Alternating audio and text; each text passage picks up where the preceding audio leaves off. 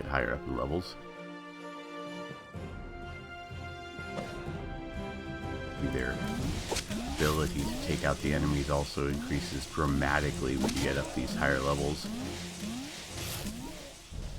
Eventually, Celeste starts healing and increase the damage of everyone next to her. We've already got her next to somebody good just because I've learned from playing this game. You want to take advantage of their upgrades.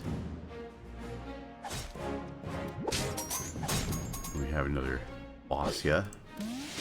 Let's upgrade Bruner so he can take out the bad guy quicker.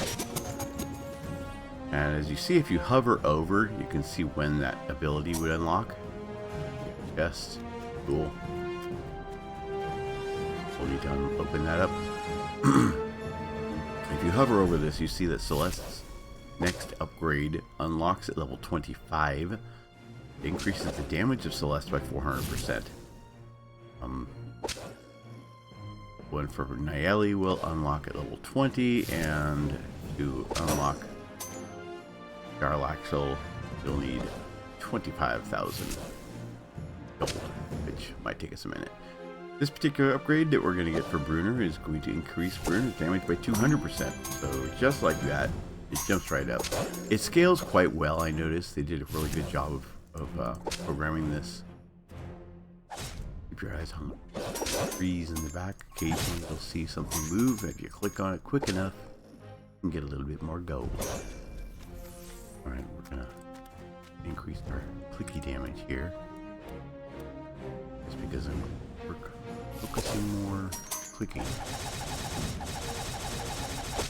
You see it's taking just a little bit of health off as we're hitting these guys. Of course, my clicker level is only 9. These guys are level 80. Give Celeste that one. And we just need a couple more enemies, and we're done with this level. It'll automatically advance when we're done, which makes it easier on me. I can look at their abilities down here and level them up as need be. So we've got 3,000 now. Isn't enough to unlock 𝗪𝗪𝗪𝗪𝗧𝗛, but we're getting there. We're at the point now where we're almost going to have it. We don't level up anything else through this. We should have plenty to get 𝗪𝗪𝗪𝗧𝗛 and then level up the others. This just looks like it's going very slow to me because they're walking slowly. Their progress across the map. Now you can keep your mouse out of the way, and again, they'll pick those items up as they get close to them. So you'll reach that goal of how many berries collected. I like to do that because then you'll get a little bit more gold before you've completed. That's just me. Some people like to just collect them up as quickly as possible. Just run your mouse over them and they'll automatically pick up. As you see, we got our gold that we needed to get 𝗪𝗪𝗪𝗪𝗧𝗛. And 𝗪𝗪𝗪𝗪𝗪𝗪𝗪 is damage. He's a DPS. So I like to place him up front a little bit more with Celeste just behind. Because Celeste has an ability that comes up here soon where she starts to heal everybody. And one of her options that comes up soon is that you can extend that healing range by up to 2 slots. We're going to ignore this for now, but if you don't know, definitely check those out. Watch those videos, get the codes for the free chests. I do every time, but not while I'm streaming. So we're going to go ahead and increase the damage of everybody by 100%. And there you go. Heals champions in the column in front of her every 6 every second.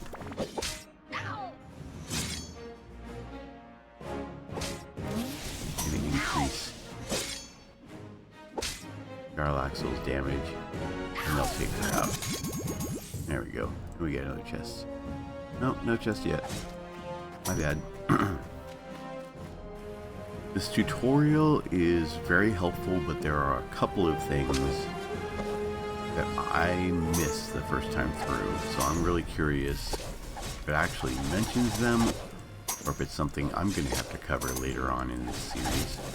I'm going to try and keep these very short and sweet because at certain points there's a small bit of a grind where you'll need to like let it idle to gather the gold, and hence the name Idle Champions. This isn't really one of those games you could actively play it to a point, but at a certain point you get to, there's not a lot you can do. I mean, I could sit here and just level up everything as I gather gold until I run out of gold, like this, and then there's nothing more I could do except for clicking on the bad guys until I've leveled up enough to get, until I've gotten enough gold to level up more. So that's about as active as this game gets, guys.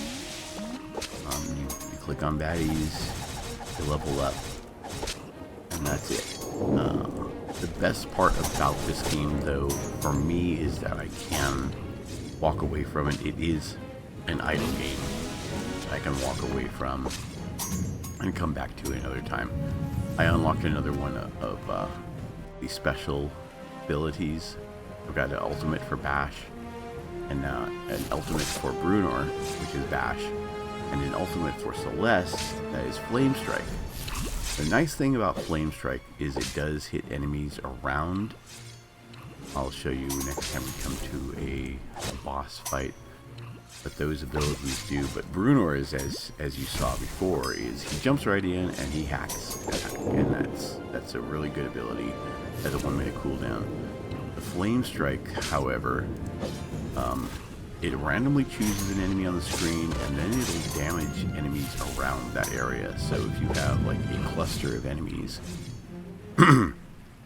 most effectively wait till they all get to 𝗬𝗨𝗍𝗑, and that is they clustered up here on your tank. Then you can use that ability, and if you're lucky, it'll focus on one of the enemies here in the group instead of one that's appearing back here, and you'll get more bang for your buck. So that's how that one works. That is going to be it for this part 2. I'm going to let this go for a moment and build up some more gold so I can show everybody the rest of the story as we continue along. The tutorial does a good job of slowly guiding you into the game, and I want to thank you all for joining. If you haven't yet, please like and subscribe, and keep being awesome.